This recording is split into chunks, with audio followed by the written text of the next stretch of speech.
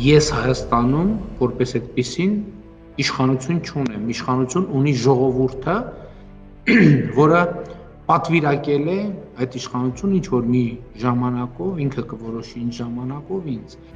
Չկա ուրիշ իշխանություն բացի նրանից, որը հենված է ժողովրդի վրա։ Իշխանությունը պետք է հիշի, որ եթե ինքը ցինիզմով մերժում է ժողովրդին, ժողովուրդն էլ դժգոհ է։ Հանգուցալուծումը միևնույնն է լինելու է եւ կապ չունի, թե դա ինչպիսի իշխանություն է կամ ժամանակին ինչպիսին է եղել, ինչպես է սկսել։ Ոչ լեգիտիմ դառնալը, լեգիտիմությունը կորցնելը միայն ընտրություններում պարտվելով չէ։ Կարող ես հաղթել ընտրություններում, բայց երբ քո համարումն իջնում եւ հասնում է հատակին, երբ վարկանիշը զրոյական է, դու էլ քո սեփական ծրագրին դեմ ես աշխատում, դու վաղուց այլևս լեգիտիմ չես։ Այդ տեսակետից այս ոչ լեգիտիմ իշխանությունն իրեն առնվազն որևէ ցինիզմ չպետք է թույլ տար, բայց ճիշտ հակառակն են անում։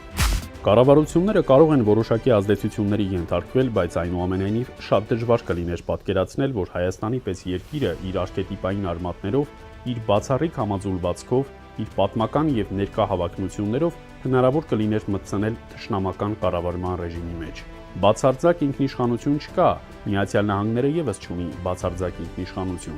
Թե Թուրքիան, թե Ադրբեջանը պետություններ են, որոնց պետական քաղաքականությունը մշտապես եղել է հայատյացության ուժագծի վրա։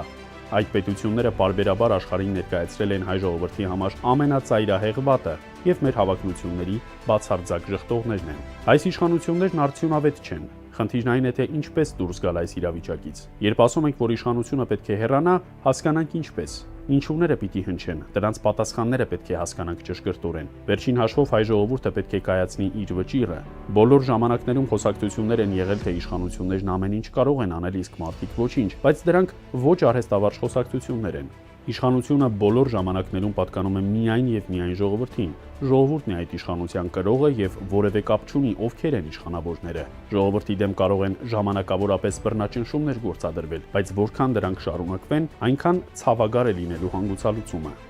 Չեմ կարծում, որ ՔՊ-ում շատերը գիտեն իրականում ինչ է կատարվում։ Բայց լինելով 7 տարի իշխանությունում, անգամ եթե չգիտեմ, որ այդպիսի ֆրազա կար, անեկդոտ կար, ասում սպինին մոզգում չուի։ Հիմա այդ ողնաշարով զգում են, որ մի բան այն չէ։ Կամ թուլացել է Նիկոլ Փաշինյանը եւ նրանք այդ սովորաբար այդպես է լինում, չէ՞ որ երբ որ լինում է մի անձնյալ լիդեր, ինքը լինում է զսպաշապիկ այդ ուժի մոտ, հետո երբ որ զգում են թուլությունը, ամեն մեկը փորձում է իր ուժը ցույց տալ։ Չակերտյալ լավագույն իշխանությունը մեծ սարսափի մեջ գործող կաշառակերների իշխանությունն է։ Այդ ժամանակ նրանք աշխատում են ոչինչ չանել, քանի որ գոնե կարճաժամկետ պահպանվելու եւ շարունակելու միակ հնարավորությունը նրանց ստիպում է ամեն ինչ անել ի շահ եւ հոգուց ժողովրդի։ Որքանով է օբյեկտիվ ու անաչառ այն խոսքը, որ մենք Արցախի անվտանգության երաշխավորն ենք։ Ինչպես կարող է երկիրը երաշխավոր լինել, երբ նա զինարտադրություն չունի եւ երբ գիտենք, որ Արցախը պատերազմով անջատված հատված է։